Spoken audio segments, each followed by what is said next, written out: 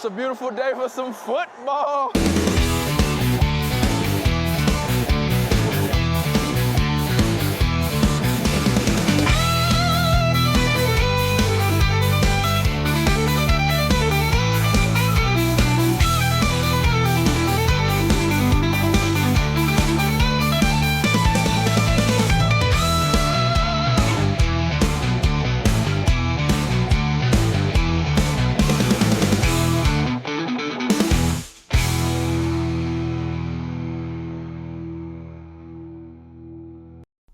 Welcome back to Sports Tower Talk. I'm your host, Elijah Yola, and today we are diving into the review after Week 2 in the NFL preseason, which in my opinion is one of the worst weeks considering the fact that roster cuts are happening and the deadline is ever so close with less than a week away, meaning that your performance heavily impacts whether or not you would make the 53-man roster. And over the past weekend, we saw quite a few interesting games in the preseason, so let's go ahead and take a look at some of those final scores and see what happened after then. And here are the final scores out in Week 2, starting off with the Chargers and the 49ers, where the 49ers put up a clinic, including a punt return touchdown from a lack of effort thanks to the punter from the Chargers, and resulting in a 41-17 win. And staying in that point in LA, the Rams shut out the Saints in a 34-0 win with Ty Simpson looking pretty good, and a 6th-round rookie making a statement for his case on the 53-man roster. Then heading out to Tampa Bay, where the Buccaneers got a comeback win thanks to the undrafted quarterback in rookie Jalen Daniels, who was making quite a name for himself out there in Tampa, and then ending it out with Tennessee getting out a 19-16 win over the defending champs thanks to their defense, and there might be some optimism for more potential growth out there. Moving along, we'll be diving into the headlines over this past week, and first we'd like to start off with the congratulations for Seahawks defensive tackle Leonard Williams, who landed a 3-year, $90 million extension with the Seahawks. Williams will continue to be a big part of this Seattle defensive unit that will probably remain one of the best in the league as they hope to repeat as back-to-back champions. But moving from Seattle, we then go on to New England, where Kayshon Boutte was traded from the Patriots to the Houston Texans. In his last season with the Patriots, Boutte had 33 receptions for 551 yards and 6 touchdowns. And he also added 9 receptions for 168 yards and a touchdown in 4 playoff games. He was the big target for quarterback Drake May, and Boutte averaged almost 17 yards per reception. Now he'll take his talents out to Houston as the new wide receiver since J.D. Higgins is out for the year indefinitely. Houston is revamping out their wide receiver core by bringing in 2 veterans with Zay Jones and Sterling Shepard alongside this trade of Boutte to play alongside Nico Collins and give C.J. Stroud more of a wide receiver weaponry to help him gain his rookie form back and deliver Houston into a deeper playoff run for the upcoming season. Moving on to Cleveland, the Browns have named Deshaun Watson as their starting QB for the 2026 season.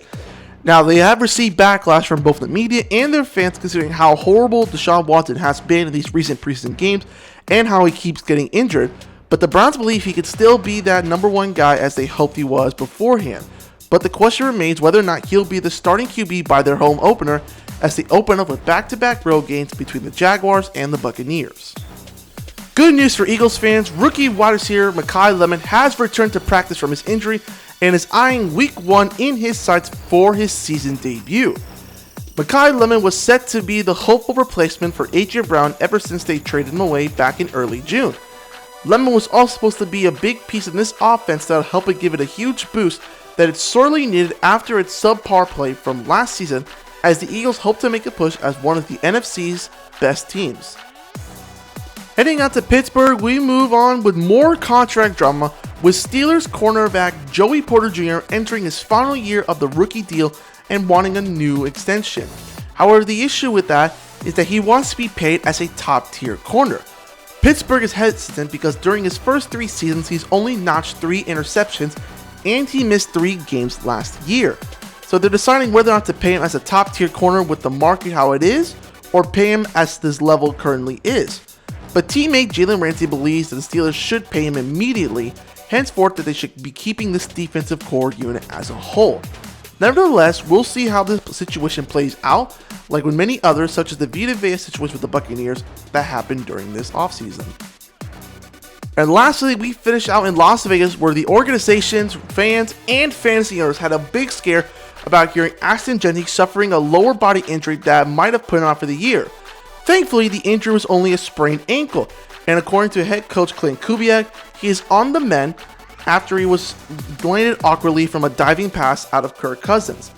However, there is no timetable for his return yet, but thankfully he avoided a long-term injury.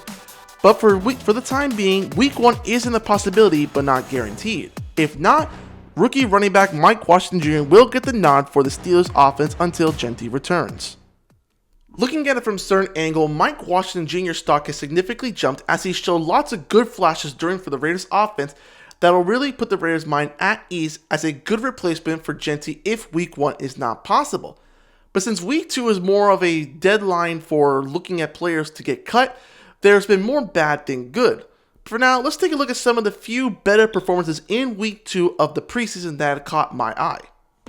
After Week 2, 3 names stuck out to me as the better performances were made in the preseason, with rookie wide receiver CJ Daniels, wide receiver John Mechie, and quarterback Jalen Daniels. All 3 have certainly made a case with their performance after this week to be on the 53-man roster. But for now, let's head over to Tampa Bay to start off with the Buccaneers, because if you have not heard the name Jalen Daniels, you have certainly heard it now.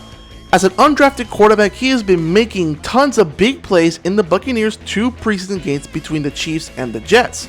Between both games, he had finished 19 of 29 for 182 yards and a passing touchdowns, with a passer rating of 94.3 and also including a rushing touchdown. He has already engineered 5 scoring drives and 2 wins for the Bucs. Head coach Todd Bowles has been impressed with his performance and is likely to force the Buccaneers to have 3 quarterbacks out there.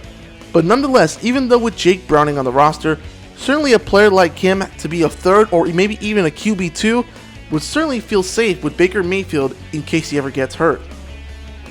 Staying within the NFC South Division, we had moved to Carolina and their preseason game against the Jaguars, where wide receiver John Mechie put up a big performance with 6 receptions for 77 yards. Thanks to the injury of Chris Brazzell, the rookie who the Panthers drafted in the 2nd round, they've been looking for more wide receivers to step up to take the place with Tedero McMillan, who was a star last season as a rookie, and Jalen Cooker, who might have put up a breakout season. But here, John Mechie certainly makes the case here to be wide receiver number 3 and hoping to be a bigger part of this offense as he's still getting used to in the NFL. And finally, out in LA, rookie wide receiver CJ Daniels has stepped up big for the Rams in their shutout game against the Saints, putting up 8 receptions for 68 yards. While of course the offense is going to have a lot of big names between Matthew Stafford, Puka Nacua, Devontae Adams, and more, CJ Daniels certainly makes a case as a new weapon to be used for their offense. As mentioned before, Devontae Adams has mentioned that he will retire when Matthew Stafford retires, and Puka is entering the final year of his contract and hopefully is getting a big extension. Nonetheless, CJ Daniels has definitely proven to be a nice weapon for Matthew Stafford to find as a number 3 option whenever it comes to it. Before we wrap up today's show, we're going to guess our top 10 players in the top 100 players of the 2026 season in the NFL. As we got prior notes, cornerback from Denver, Pat Surtain, and Lions running back Jahmyr Gibbs were ranked at number 10 and number 9. And now we got 2 more players to add to that list, and from then on, we're going to guess the remaining 6 players and where they should be ranked. Looking at the remaining names here, the 2 that were confirmed between number 7 and number 8, Packers edge rusher Micah Parsons and Rams wide receiver Puka Nacua. Now, I believe 49ers running back Christian McCaffrey should be at number 6. He put up a really good season, but there have been 5 other better seasons in last season that should be here. And now rounding up for the top 5, Jackson Smith and Jigba should be there, starting at number 5, putting up an incredible season, including a Super Bowl championship for number 1. Bijan Robinson with his stellar play at the running back positions, which will probably end the debate here, saying that Bijan is over Jahmyr. And then for the top 3, in this order, there should be no contest or debate about it. it should be Josh Allen, Matthew Stafford, and Myles Garrett. Myles Garrett should be number one on this list for his historic season, breaking the all-time sack record in a single season, and yet for some reason I believe he might have the potential to break his own record with the Rams that might end in a Super Bowl championship for his career. As we approach the end of the preseason and get closer towards the 2026 season opener, the NFL has set its deadline for the 53-man roster to be made by this coming Sunday at 6 o'clock. By that point, all 32 teams in the league must submit their final rosters, so it'll be very interesting to see which players will get cut and which will stay after their final performance in this preseason. But then again, if any hope, maybe your players will get to be on your team's practice squad, but you better hope that no other teams decide to pick them up in that meantime during the season. But anyways, thank you so much for watching Sports Tower Talk. Please make sure to leave a like and a comment, and subscribe if you want to see more videos like this as we move into the NFL and branch off to more sports later on during the year. And as always, I will see you next time.